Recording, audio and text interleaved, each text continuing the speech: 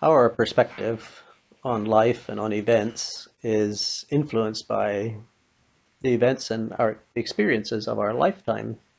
We look at things in the context of the world as we know it and our experience of life. But we don't have a very good grasp on history as a whole, or on what really exists around us, our place in the universe, for example, that how small the Earth is in comparison to the rest of the universe, and our place in the vastness of the universe, and our uh, insignificance in relation to God, the Creator, who is the designer and sustainer of the universe. When I was a teenager, the um, the United States was working on putting a man on the moon.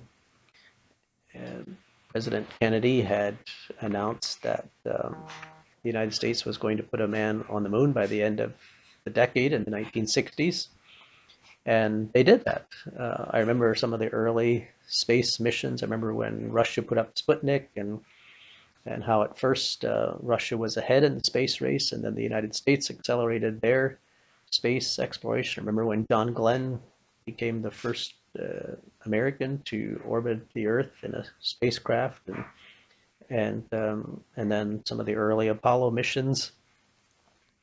Finally, in July of 1969, the Americans were ready to actually land astronauts on the moon. And I remember the mission coming up and the lead up to the Apollo mission that was going to land people on the moon. And I remember people making comments about, oh, this is too much. This is too far. Like God created human beings to be on the earth, and He's never going to let them set foot on anything other than the earth. And so God will not allow that. Um, the world will end before astronauts set foot on the moon. God is just not going to allow that to happen. So the moon mission was coming up. And then they had liftoff and they left and they were on their way to the moon.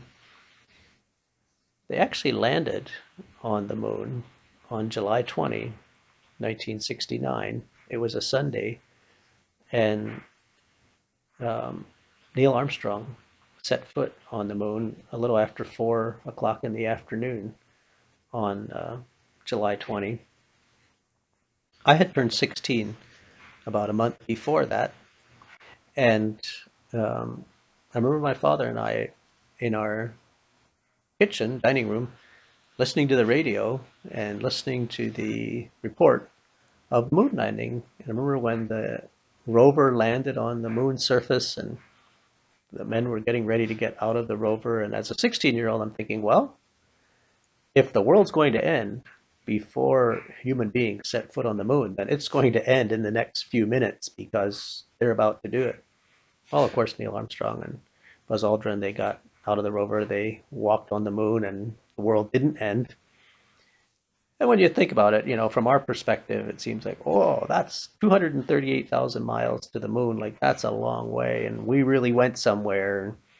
Uh, but from God's perspective, it's not really that far. Like, we really didn't go hardly anywhere in the universe. We had barely moved uh, from our starting point because the moon the average is 238,000 miles from the Earth.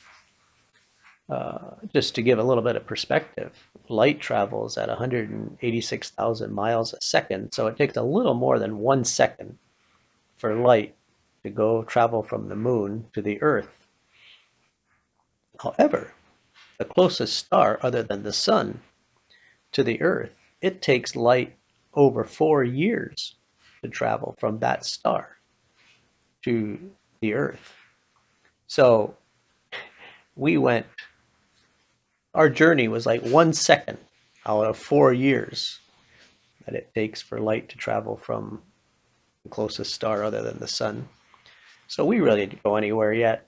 God wasn't worried that we were getting too big for our britches or that we were getting too powerful and we were going to be able to go too many places. No, he really wasn't worried about that. We hadn't gone anywhere yet, and it wasn't all that significance.